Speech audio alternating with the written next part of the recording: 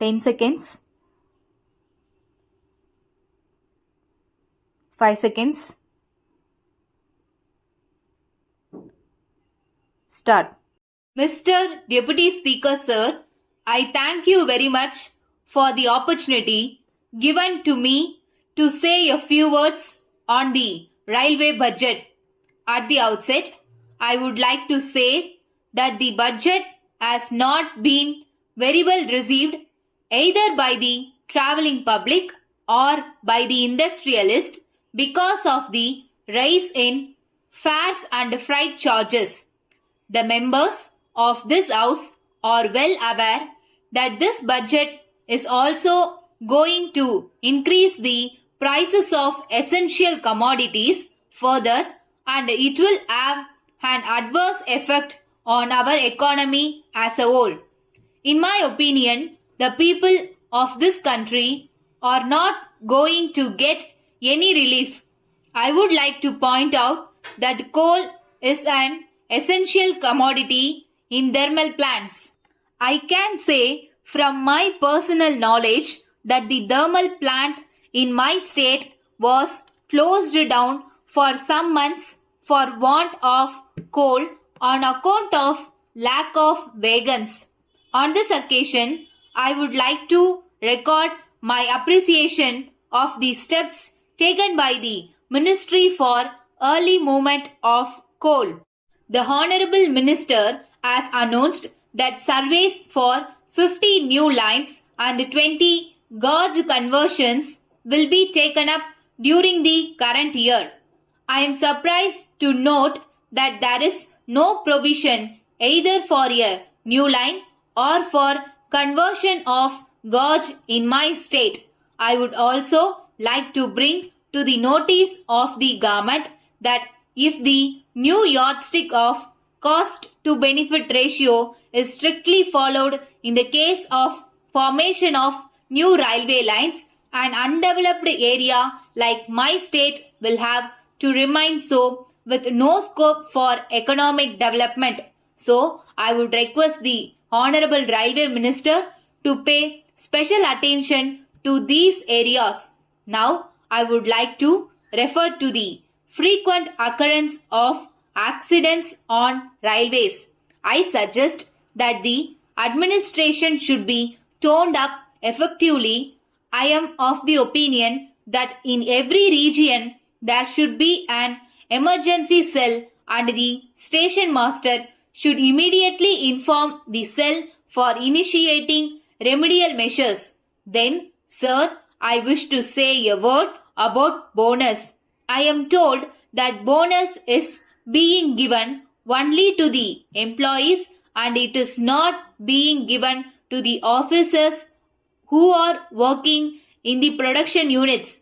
I wish to submit that this is not correct and it is an accepted fact that the production is being maintained by the officials. So, they should also be granted bonus just like others. I understand that license for selling eatables and drinks by vendors in the railway stations is being withdrawn and in their place contractors are to be appointed. There are about 20,000 poor vendors who are engaged in this small business and this is their only source of livelihood. It may not be out of place for me to mention here that if they are replaced by the contractors, the rich people may take over this business and these poor people will be thrown out of their job. So, I would request that the present arrangement may be continued. It is necessary to mention here that the quality of the foodstuff supplied in the long distance trains should be improved.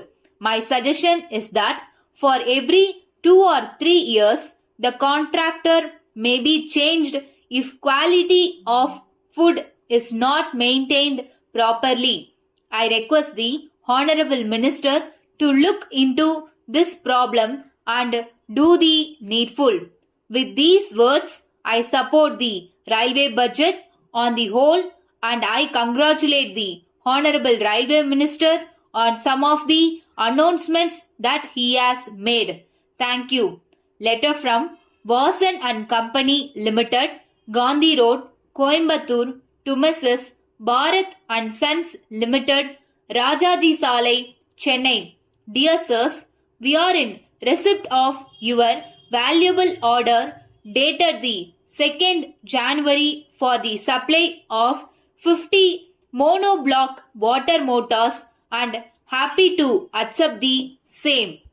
We would like to inform you that we had some labor problem last week. Hence, we are not in a position to send the goods in time.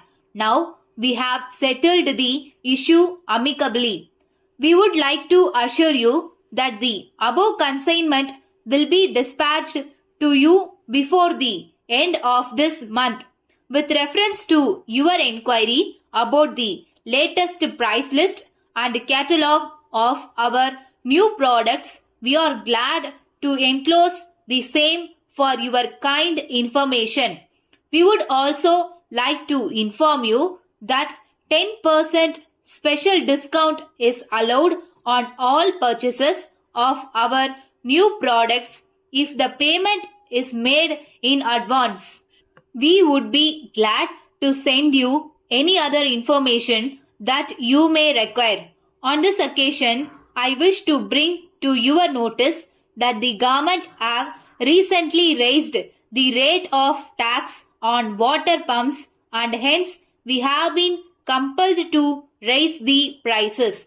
We hope and trust that the revised prices will be acceptable to you and you will not mind the small increase. We hope that we will continue to have good business relations with you.